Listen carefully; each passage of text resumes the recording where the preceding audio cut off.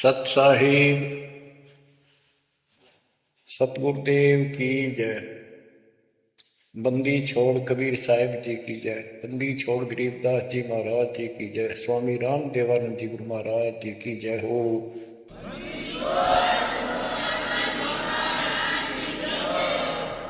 सर्व संतों की जय, सर्व भक्तों की जय, धर्मी पुरुषों की जय। श्री काशी धाम की जय, श्री सुब्राणी धाम की जय, श्री क्रोथा धाम की जय, श्री बरवाड़ा धाम की जय। सत्साही गरीब नमो नमो सत्य पुरुष को नमस्कार गुरु की नहीं। सुर नर मुनिजन साधु संतों सर्वसदी। सतगुरु साहिब संत सब दंडवोतम प्रणाम। आगे पीछे मध्य हुए किनको गा कुर्बान। कबीर सतगुरु के उपदेश का सुनिया एक विचार। जय सतगुरु मिलते नहीं जाते नरक द्वार। नरक द्वार में दूत सब करते खेचा तान। उनसे कभू नहीं छूटता फिरता चारों खाने। कबीर चार खानी में भरमता कबहू न लगता पार। सो फेरा सब मिट गया मेरे सतगुरु के उपकार। जय जय सतगुरु मेरे की, जय जय सतगुरु मेरे की। सदा साहिबी सुख से बसियो अमरपुरी के डेरे की। जय जय सतगुरु मेरे की, जय जय सतगुरु मेरे की। सदा साहिबी सुख से बसियो सतलोक के डेरे। बच्चों, उस सतलोक की याद आती है और जिस कारण से ये वाणी याद आती है तो शुक्र मनाया जाता है। आत्मा शुक्र मनाती है कि तुम तो सुख से जीवो, हमने तो कर्म फोड़ लिए। हम तो अपने कर्म भोग रहे हैं, तुम लक्की थे, समझदार थे, इस दुष्ट की बातों में नहीं आए। निर्विकार निर्भय तू ही और सकल वैमान। जी साधो और सकल वैमान। सब पर तेरी साहिबी, सब पर तेरी साहिबी। तुझ पर साहिब नाम निर्विकार निर्भय। आप अमर कथा सुन रहे हो, सत्यनारायण कथा सुन रहे हो, और आप कहीं भी बैठे हो, दाता ने कैसी दया कर दी। चलते फिरते बैठकर परमात्मा का गुणगान सुनो। बच्चों, ये सत्संग जो है ये आध्यात्मिक पढ़ाई है, ये आध्यात्मिक शिक्षा है। इसको समझने के लिए भी काफी समय की आवश्यकता है।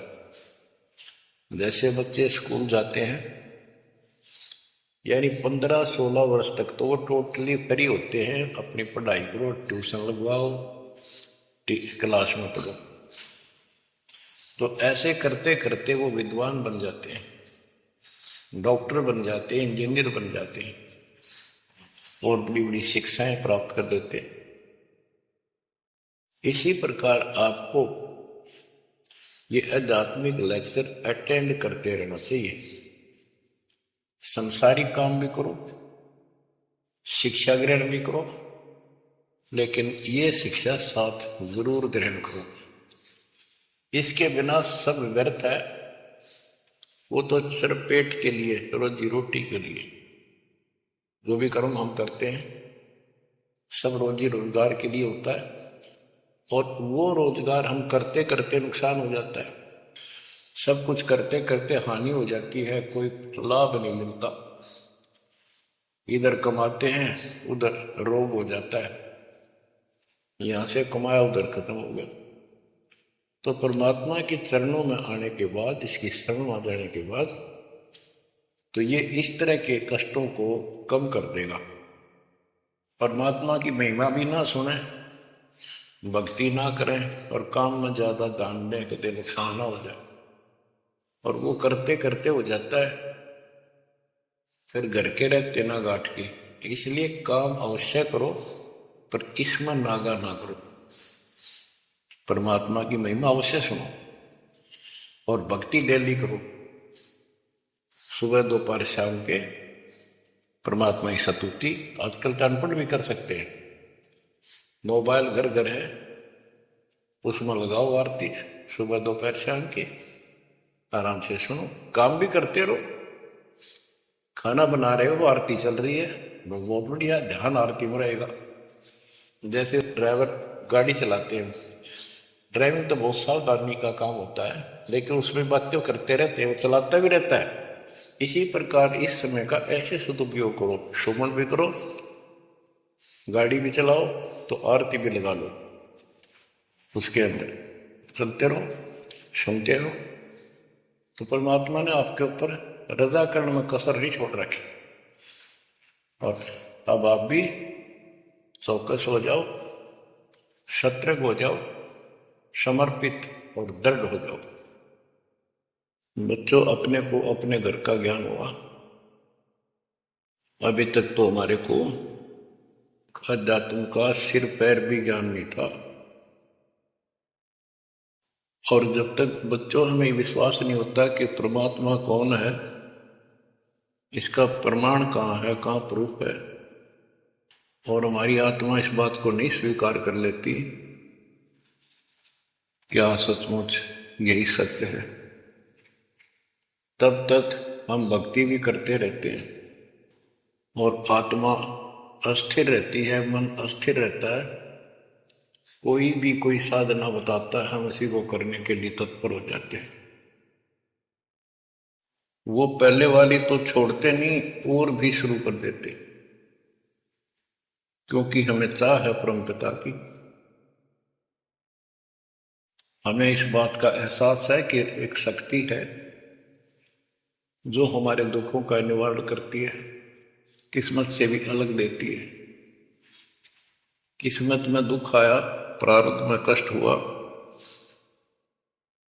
तो हम उसके निवारण के लिए किधर झाड़ फूक वालों के पास, कहीं हाथ दिखाने गए, कहीं पहाड़ों पर किसी ने बताया वहां गए, व्रत रखने को कहा वो रखा। हमने हर तरह से कोशिश की कि कोई सुख प्राप्त हो, ज्यादा धन प्राप्त हो, लेकिन ऐसा कुछ नहीं हुआ। वैसे कभी इत्तेफाक से कोई दाव लग गया, कोई हटकर कोई ऐसा लाभ होता दिखा हो गया, वो होना तो था कर्म का, प्रारब्ध में आ गया कोई और वो सूत बैठ गया, और हम और दृढ़ हो गए उन्हीं पूजाओं पर, उन गलत साधनाओं पर जो गीता में मना कर रखा है। दास अपनी बताता है, ये आपके साथ भी अवश्य हुई है, आपको अब एहसास होगा। जैसे दास बचपन से रामकृष्ण और विशेषकर विष्णु जी का, कृष्ण जी का विशेष भक्त रहा है, इसके साथ हनुमान जी के प्रति भी लगन में, तड़प में, चाह में कोई कमी नहीं थी। इस कारण से मंगलवार का व्रत रखना, किसी ने बता दिया कि रूद राजस्थान में सालासर एक स्थान है जहां पर हनुमान जी का बहुत प्रसिद्ध मंदिर है और वहां जाने से सारे सुख हो जाते हैं। तो दास सर्विस करता था। हरियाणा का एक शहर है, पंजाब से सटा हुआ डिस्ट्रिक्ट है। वहां से पता चला तो दास बैठ के ट्रेन में सालासर पहुंचा, शुरू उतरा वहां से अन्य साधनों से। वहां एक छोटा सा गांव सालासर, वहां एक छोटा सा मंदिर और उसमें एक पत्थर की मूर्ति, उसकी शक्ल भी ठीक सी को हनुमान का वो आइडिया लगा जाता। उस समय यह सन 1978 की बात है। ऐसा कोई वहां पर ज्यादा भीड़ नहीं होती थी, हम सुबह आराम से दर्शन कर लेते थे। हद से हद 500-400 आदमी जाते थे। फिर देखते देखते 10 साल में वहां पर टेढ़ी मेढ़ी लाइन बनने लगी, यानी 4-4 घंटे में नंबर आने लग गया। और उस दौरान जैसे भी कोई राहत मिली, जैसे सर्विस लगी, पढ़ते थे, पास होते चले गए हनुमान जी और श्री कृष्ण की जय जयकार। और जैसे हम पढ़ते थे, पास होते चले गए। तो ये श्रेय अपने इन इष्ट देवों को मानते थे जो एक से अनेक थे, श्री विष्णु भगवान, कृष्ण जी, श्री राम जी और हनुमान जी, शंकर भगवान जी। यानी शंकर भगवान जी को पीछे नहीं रखते थे और ये बता रखा था अगर माँ की भक्ति नहीं करनी, इसको विशेष ध्यान नहीं देते थे इसके ऊपर। फिर भी पास हुए, सर्विस लगी, पुत्र प्राप्त हुआ, फिर पुत्री संतान होती चली गई और इतनी खुशी हुई कि सारा कुछ हनुमान जी ने, श्री कृष्ण जी ने, विष्णु जी ने कर दिया। और ये देख रहा है दास के जो कपीर नास्तिक है उनके भी सुख हो रहे थे। तो बात ये है, अब पता चला कि ये साधना वो सुख देने की थी नहीं जो हम इनके सिर कर रहे थे, यकीन से होगा इनको श्रेय दे रहे थे। तो बच्चों, कबीर पीछे लग गया जाऊं था मैं लोक वेद के साथ, मार्ग में सतगुरु मिले, दीपक ले दिया हाथ। इस भक्ति के सफर में हम लोक वेद के आधार से इधर उधर भटक रहे थे, सही मार्ग मिला नहीं था और कभी भी मंजिल प्राप्त नहीं कर सकते थे। ठीक है, हमारी तड़प थी तो भगवान भी मिले, जैसे वेदों में प्रमाण है। ऋग्वेद मंडल नंबर 9 सूक्त 54 मंत्र 3 में कि परमात्मा सबसे ऊपर के लोक में बैठा है। फिर ऋग्वेद मंडल नंबर 9 सूक्त 82 1 2 3 में, ऋग्वेद मंडल नंबर 9 सूक्त 86 के 26-27 में तो ये बताते हैं कि परमात्मा अच्छी आत्माओं को मिलता है, वहां से गति करके नीचे आता है, उनके संकट दूर करता है, उनको सच्ची राह दिखाता है अपने मुख कमल से। ऋग्वेद मंडल नंबर 9 सूक्त 96 के 16 से 20 तक, ऋग्वेद मंडल नंबर 9 सूक्त 94 का मंत्र 2, 95 का मंत्र नंबर 1, इन सब में मिलाकर एक निष्कर्ष निकलता है कि परमात्मा ऊपर से गति करके आते हैं और यहां अच्छी आत्माओं को मिलते हैं। एक कविता काव्यों यानी लोकोक्तियों, शब्दों, वाणियों, साखियों के माध्यम से अध्यात्म ज्ञान अपने मुख कमल से बोलकर सुनाते हैं और वो एक कवि की तरह आचरण करते हुए वर्जम घूमते फिरते और अपने मुख कमल से वाणी बोल करके भक्ति की प्रेरणा करते हैं और गुप्त भक्ति के, परमात्मा की साधना के गुप्त मंत्रों को आविष्कार करते हैं, मंत्रों का आविष्कार करते हैं। जैसे गरीबदास जी ने बताया है, कबीर साहब बताते हैं, गरीब सो हम शब्द हम जग में लाए, सार शब्द हमने गुप्त छुपाए। यानी सोहम शब्द किसी भी ग्रंथ शास्त्र में, जिनको शास्त्र मानते रहे हैं 600 साल पहले पहले, उनमें नहीं है।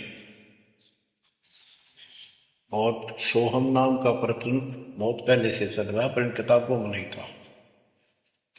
क्योंकि कबीर साहब कहते हैं, हम बैरागी ब्रह्म पद सन्यासी महादेव सोहम मंत्र दिया शिव जी को करे हमारी शिव। उनको ज्ञान समझा सबको, ज्ञान इतना गजब का है, एक बार आत्मा जरूर पकड़ लेती है और नाम की भी इच्छा करती है। तो उस समय जब परमात्मा अपने ज्ञान सुना रहे होते हैं, काल निकल जाता है उस आत्मा से, और आत्मा ध्यान से सुनती है, सत्य मान लेती है। तो इन्होंने ब्रह्मा जी ने, विष्णु जी ने, शिव जी ने सबने नाम ले लिए। इनमें सॉफ्टवेयर लगा दिया परमात्मा ने, विष्णु जी में हरियम का, शिव जी में सोम का, ब्रह्मा में ओम का, और वही आज हमारे को लगा दिया। अब हम अपना काम इनसे डायरेक्ट ले रहे हैं। तो कहने का भाव ये है कि जिस समय परमात्मा अपना ज्ञान सुनाते हैं, काल भाग जाता है। परमात्मा के वहां से आते ही काल प्रवेश कर जाता है, उनकी बुद्धि को फेर देता है। इसी कारण से दोबारा इन्होंने परमात्मा की वाणी सुनी नहीं, विचार नहीं सुना, और ये धोखा खा गए। हमने भी बहुत बार धोखा खा लिया, शंखों बार हम ये कष्ट उठा चुके और ये धोखा खा चुके, अपने भगवान को छोड़कर इन बकवादा में बड़े रहे। मानुष जन्म पाएकर खोवे, सतगुर विमुखा युग युग रोए। बच्चों, गिरीश सतगुर संगत छोड़कर लाख वर्ष जप कीन, इंद्रिय क्रम ना मोक्ष हो, अरे काल के आदि। जैसे आपको बार बार समझाया जाता है कि सतगुरु से विमुख होने के बाद हम आज से 600 वर्ष पहले परमात्मा से विमुख हुए थे। उसके बाद हम पता नहीं किन किन धर्मों में जन्मे, कभी भक्ति की कभी ना की।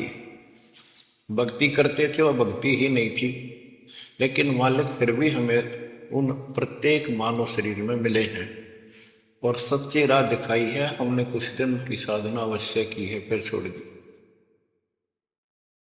और जिसके कारण परमात्मा हमें चार्ज कर गए। उस चार्जिंग के कारण आज तक आपके हृदय में मालिक की चाह और भक्ति की तरफ बनी हुई थी, और मनुष्य जीवन मिलते रहे। क्योंकि हम 600 साल पहले गुरुद्रोही नहीं हुए थे, सतगुर विमुख हो गए थे। सतगुर विमुखा युग युग रोवा, मानुष जन्म पाकर खोवा। एक उदाहरण देता हूं। एक राबी नाम की लड़की, जिसको राबिया भी कहा, मुसलमान धर्म में जन्मी। वह पिछले सतयुग से मालिक के उनके साथ लगे थे, अपनी बेटी को, अपनी आत्मा के। गरीबदास जी ने बताया है कि कबीर साहब बताते हैं, दो दिन मेरी शरण है, यानी एक बार किसी युग में चाहे वो 10 दिन भी नाम ले ले, फिर छोड़ दिया वो, मालिक उसको अपने खाते में लिखता है। और फिर उसको धीरे धीरे धीरे धीरे, देखो अपने पिता को, देखो हमारे लिए कितना कष्ट उठा रहे, उसको धीरे धीरे चार्ज करते रहते हैं, चार्ज करते रहते हैं, भक्ति की तरफ जन्म जन्मांतर बढ़ाते रहते हैं। उसी कर्म अनुसार, उसी क्रिया में वो लड़की आत्मा राबी बनी हुई थी। लड़की मुसलमान घर में जन्म था, 12-13 साल की बेटी थी, भेड़ बकरियां चरा रही थी। और वो सारी सृष्टि के रसनहार हमारे पिता अपनी बेटी के लिए उस जंगल में पहुंच गए, घास फूस पर बैठ के जाकर बेटी के पास मुसलमान धर्म जिंदा का रूप बनाया। हमारे अंदर एक धर्म कर्म की ये भी एक समस्या है कि हम अपने धर्म वालों को महत्व देते हैं, दूसरों से नफरत करते हैं। ये काल की चाल है। इसलिए दाता सौ सच्ची धर्म में करूं अपने धन के काज, हिरण्यकशिपु जो मार दूं नरसिंह के साथ। अब्राहिम सुल्तान दम के बंदी बन के चले गए, एक नौकरानी बन के चले गए। क्या पड़ा था उनको? कोरडे खाए, नौकर बने, अपने बच्चे को नरक से निकालने के लिए, ये तुम बालक को बुद्धि छोटी है, बच्चे की बुद्धि इतना काम नहीं करती, इस ज्ञान से आपकी बुद्धि विकसित होगी, आप कुछ दिनों में संकेत समझने लग जाओ।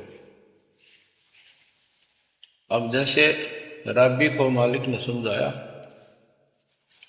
तो बच्चों परमात्मा अपनी उस बेटी, उस आत्मा के राबिया के पास जाकर बैठ के जंगल में गर्मी सर्दी घास फूस के ऊपर बैठ के और उसको समझाने लगे, बेटी भक्ति किया करो।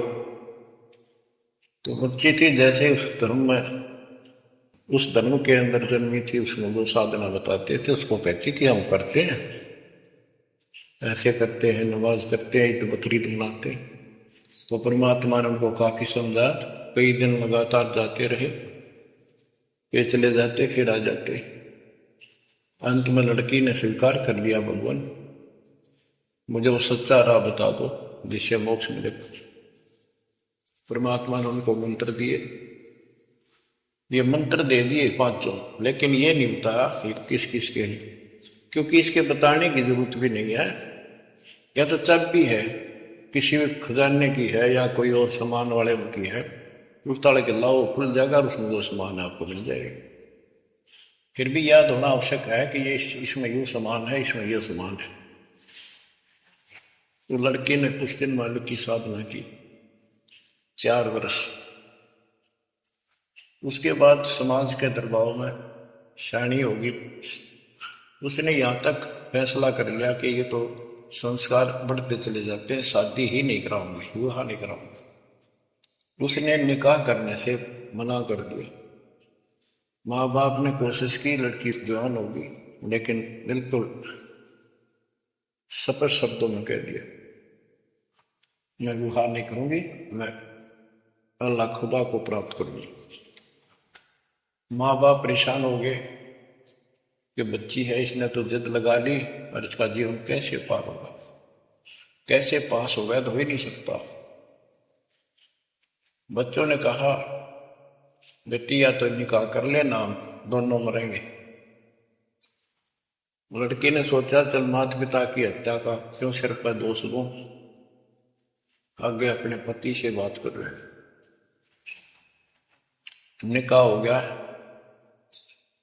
मुसलमानों के अंदर लड़की से अपनी राय पूछी जाती है विवाह के समय कि क्या आपको ये विवाह मंजूर है, निकाह कबूल है। लड़की यस कर देती है तो विवाह होता है, न तो नहीं होता। ये स्वतंत्रता बेटी को है। उसने यस कर दी, विवाह होगा। उनका पति बहुत बड़ा अधिकारी था, अफसर था, साहब था। मुसलमानों में एक से अधिक विवाह भी हो जाते हैं, सामान्य बात है।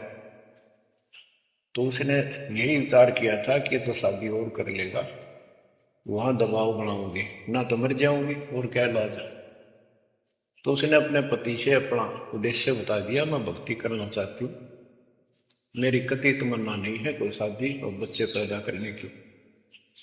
यदि आप मेरे साथ जबरदस्ती करोगे तो मैं सुसाइड करूंगी। उनका पति भगवान से डरने वाला मुसलमान था, वास्तव मुसलमान था। उसने कहा, राबिया आपने निकाह कबूल क्यों किया, ये बता। उसने कहा कि मेरी मजबूरी थी, मेरे माता पिता मर जाते, मैं वो दोष नहीं लेना चाहती थी। उनका भी काम बन गया कि आप बताओ आपका क्या इरादा है। मेरा फाइनल है, या तो मौत या अपनी भक्ति करूंगे। इतना दृढ़ विश्वास देखकर उसने कहा कि राबिया कोई बात नहीं, आप भक्ति करो, मैं अल्लाह के मार्ग में बात नहीं बन सकता, मैं भी भगवान से डरने वाला हूं। लेकिन जैसे आपकी लोक लाज के कारण आपके पिता की समस्या प्रबल थी, इसी प्रकार समाज हमारा भी है, लोक लाज हमें भी है। आप मेरी दृष्टि में, मेरी तरफ से तो मेरी सिस्टर होगी, समाज की दृष्टि में मेरी वाइफ बनकर रहना होगा। वो बोली मुझे मंजूर है। उसके लिए अलग व्यवस्था कर दी, अपनी भक्ति कर, किसी चीज की कमी नहीं आने देंगे। उसने अपनी और शादियां कर। अब वो 50 साल की होगी, सब देखा कि ये तो बिल्कुल देवी का रूप है, पलक भी उठाकर नहीं देखती। ये पिछले संस्कार थे, वो बैटरी चार्ज थी, उसमें चाह थी, आगे बैटरी लगी नहीं है, धीरे धीरे नष्ट होगी। यार वो हमारा काल हमारी, ये बहुत बड़ा षड्यंत्र है। सतगुरु कबीर साहब ने इसको कोई खोल नहीं सकता, इसे बचा भी नहीं सकता। इसलिए सतगुरु की शरण नहीं छोड़नी चाहिए। उसने अपने पति, जो संसारिक दृष्टि के पति से कहा कि मैं हज करने जाना चाहती। उसने कहा अच्छी बात है, जाओ, और कोई व्यवस्था ऊंट घोड़े की करवा देता हूं, उस पर आराम से बैठ कर जाइए। बोली नहीं, मैं पैदल जाऊंगी, क्योंकि ये आस्था हमारी भगवान के प्रति अहंकार में नहीं, ऐसे जाना तो और बढ़िया है, ये वो शुरू से धारणा है। उसमें साधन भी नहीं होते थे, ऊंट घोड़े होते थे, रेगिस्तान में ऊंट ही चलते थे। वो बोली नहीं, मैं पैदल जाऊंगी। राबिया पैदल जा रही थी, रास्ते में कुआं था, उसको बाल्टी और गुस्सा नहीं था। एक कुतिया वहां पर बहुत बुरी तरह रो रही थी, कभी कुएं की तरफ जा रही थी, राबिया के चरणों की तरफ आ रही थी। वो समझ गई कि प्यासी है और साथ में बच्चा है, मरेगी कि बच्चे भी मरेंगे। आओ देखा ना ताओ देखा, दया बिना दरवेश कसाई। वो दरवेश थी, संत थी, दयालु थी, असली मुसलमान थी।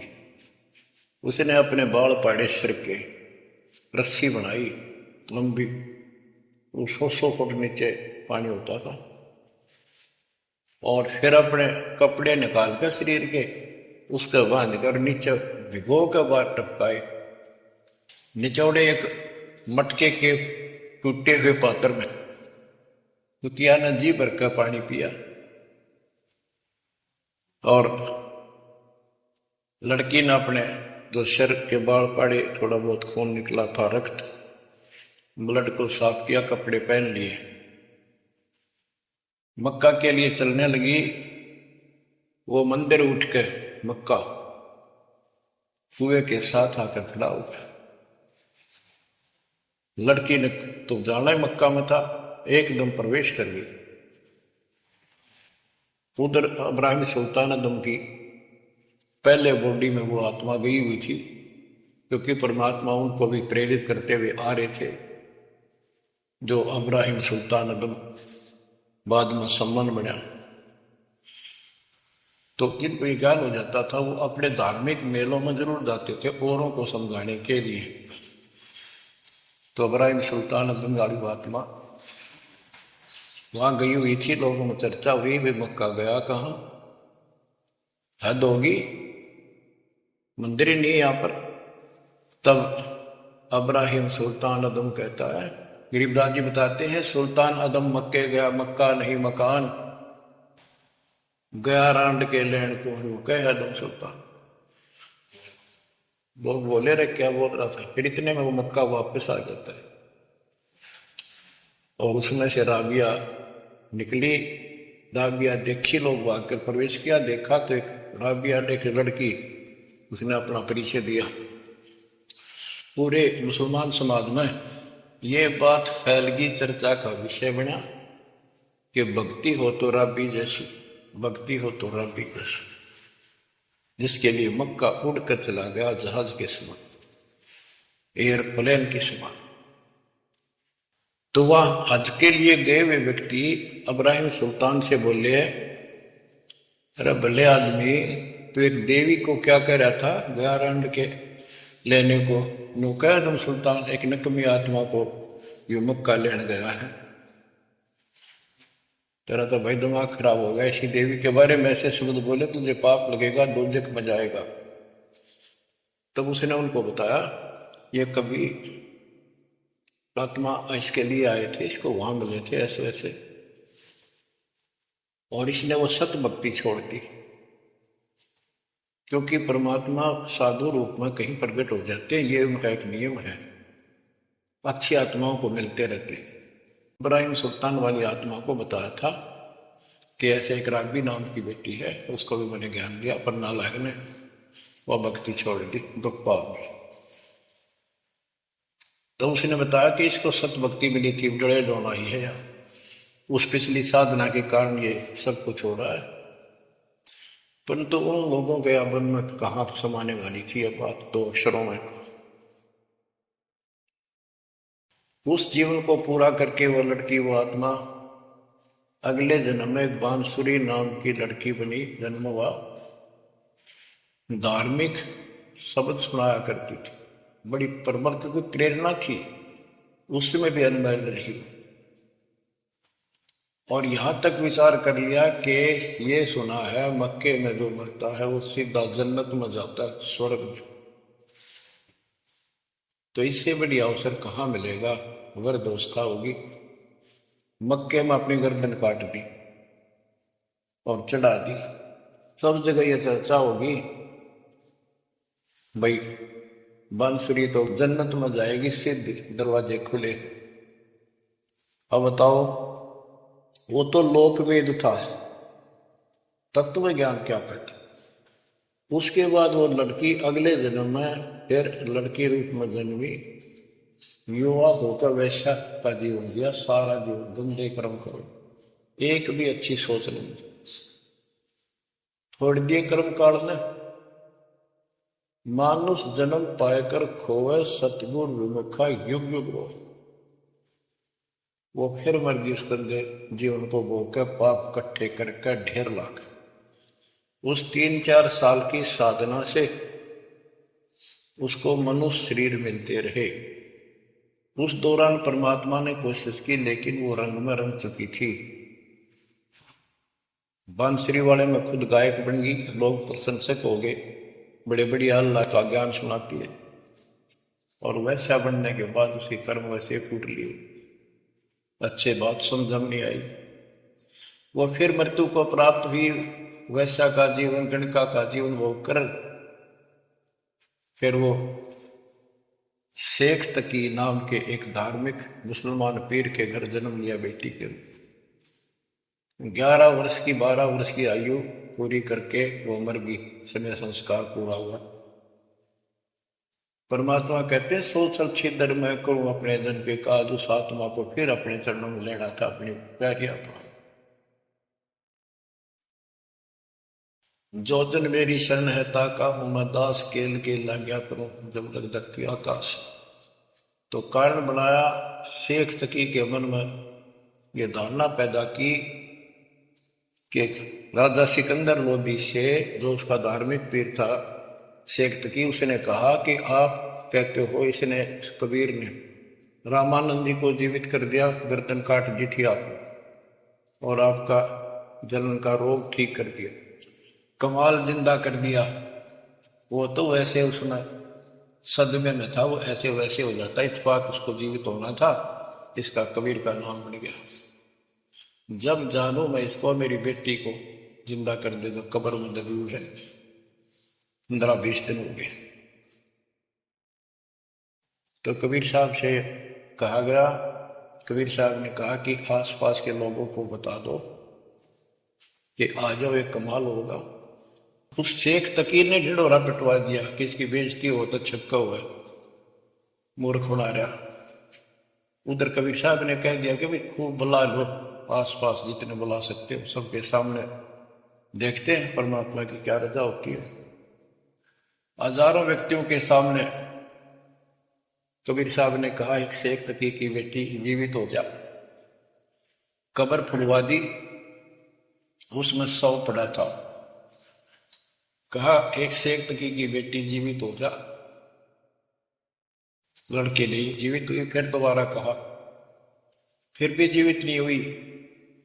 शेख तकी नाचन लग गया, खुल गई पोल डोंगी की, देखो ये बकवाद करता था, सुन लो भाई, ऐ डोंगी पाखंडी झूठा। तो परमात्मा ने कहा कि शेख तकी तू कोशिश कर ले। तो और दूसरे बोले जी ये कुछ करने जोगा होता था, अपनी बेटी ने कौन मिट्टी में दाता है, आपका दया पर। तब कहा है कबीर की बेटी जीवित हो और बाहर आ बेटा। इतना ही कहना था। सारा शरीर में कंपन हुई, डेड बॉडी जीवित होगी और उठ के बेटी बाहर आ गई। मालिक के चरणों में मस्तक टेका। 1.5 घंटा तक अपनी पिछली गलतियां और कबीर भगवान की समर्थता सबके सामने बताई और कहा कि ऐसे ऐसे मुझे भगवान मिले थे अल्लाह। ये खुद अल्लाह अकबर है, पूरी सृष्टि के रचने वाले, सबके दुख दूर करने वाले। मेरे कर्म फूट गए, मैं इनको छोड़कर ऐसे ऐसे गंदे जीवन जी के मैं आज फिर इनकी कृपा हुई, मैं कोई मनुष्य जीवन शेष नहीं था। पशु पक्षी बनने वाली लाइन में खड़ी थी।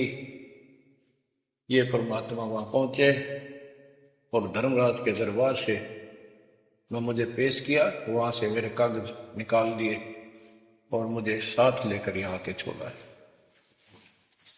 बोलो सतगुरुदेव की जय हो, बुद्धि छोड़ कबीर साहिब की जय हो।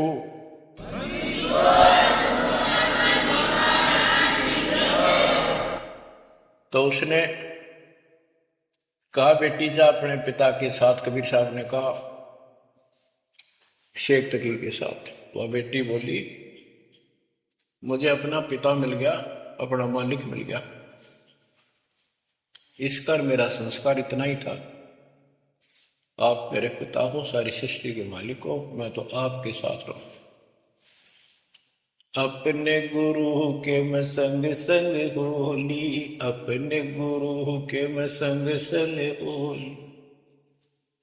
सखीरी मोहे नेकन आई लाज, आज मोहे गुरु दर से दिखाए। बच्चों यह बात तो बनेगी ऐसे ही। पानी कहते देसी कहावत है, पानी तो झील में नीचे के स्थान पर आके ही टिकेगा। वैसे पलन में कितना ऊंचा चल जाए लेकिन टिकेगा वहीं आगे। मन का तूफान बकवादों का कहीं धक्के खा लो, आके बात बनेगी सतगुरु शरण। तो कहते हैं गरीबदास जी का है, गरीब सतगुरु संगत छोड़कर लाख वर्ष जबकि इंद्री कर्मना मोक्ष हो, रहे काल के आखी। सतगुरु पूर्ण संत की संगत छोड़कर चाहे लाख वर्ष तक ये जप करते रहियो, चाहे यही जाप करते रहने का कोई यूज नहीं होगा, क्योंकि कनेक्शन कट चुका होगा, मर्यादा भंग होगी। गुरु बिन माला फेरते, गुरु बिन देते दान, गुरु बिन दोनों निष्फल है, वो व्यर्थ जाएंगे। बच्चों परमात्मा हमारे लिए भटक रहे हैं। इन पिछली गलतियों से सबक लो, इनको फिर से न दोहराना। जैसे आपको बताया है कि कबीर भगवान है, ये सारी सृष्टि के रचने वाले हैं, ये हमारे पिता, हमारे जनक है, हमारे कष्टों को दूर करने वाले, संकट मोचन यही है। लेकिन हम इनको छोड़कर अन्य उपासना करते रहे हैं। जैसे गीता अध्याय 16 श्लोक 23 और 24 में स्पष्ट कर दिया है कि शास्त्र विधि को त्याग कर जो अपनी मर्जी से, इच्छा से मनमाना आचरण करते, मनमानी साधनाएं करते हैं जो शास्त्रों में प्रमाणित नहीं है, उनको न तो कोई सुख हो, न कोई सिद्धि प्राप्त हो, कार्य सिद्ध हो जैसे, और न उनकी गति यानी मोक्ष हो। तो भक्ति करते इसी के लिए। ये तीनों नहीं हुए तो उस भक्ति का फायदा क्या, लड़ाई ढोने वाली बात।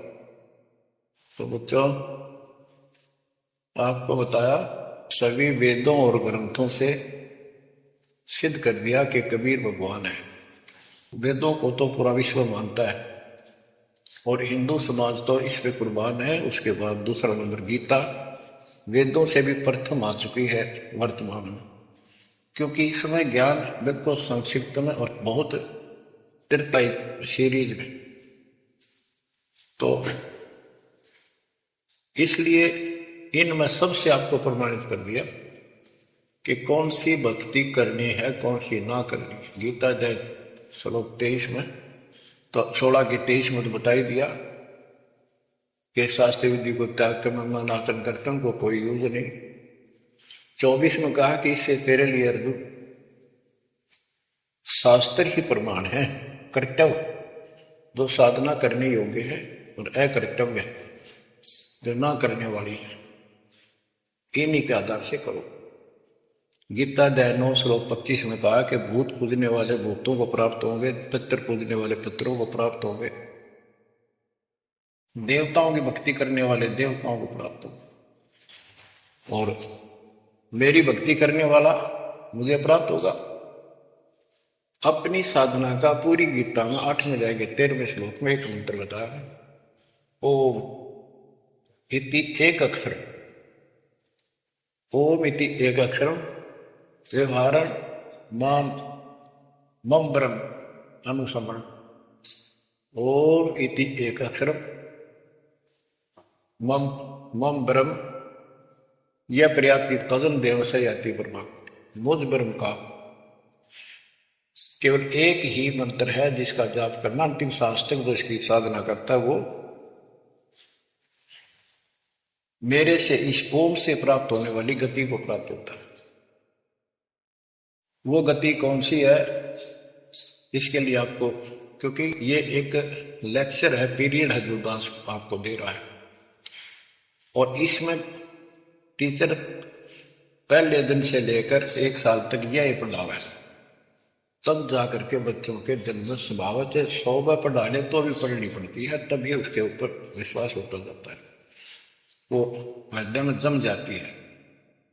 श्री देवी भागवत के 6ठे स्कंद में हिमालय राजा को वो देवी का परम भगत था, कुछ बातें नहीं हो रही थी, तो उसने कहा मुझे मोक्ष दो, धन तो बहुत दे दिया आपने, तो उसने कहा मोक्ष ये झूठ बोले न ज्ञान तहनी, और उस भक्ति का ज्ञान इनको, क्योंकि उन्होंने वो खत्म कर दिया जो मूल ज्ञान था, सूक्ष्म वेद का वो पार्ट हिस्सा।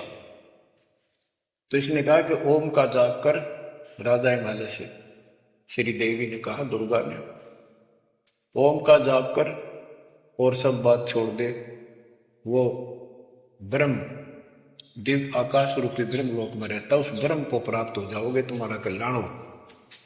गीता अध्याय 8 श्लोक 16 में बताया है कि ब्रह्मलोक में गए वे भी सब पुनरावृत्ति में है। गीता 4 वेदों का सारांश है, ये वेद है, जितना इसमें वेदों वाला ज्ञान है वो सत्य है, कुछ काल ने अपना मिलावटी किया है, वो अलग दिखाई देता है, वो केवल युद्ध कराने के लिए अटकलबाजी इसने की है, और बीच में अपना तड़का भी लगाया है, वो साफ निर्णय हो गया, क्योंकि सूक्ष्म वेद सब कुछ है, उससे सभी छट गया अलग अलग से, ये गलत है ये ठीक है। तो ब्रह्मलोक में गए वे भी पुनरावृत्ति में पुनर्जन्म होता है।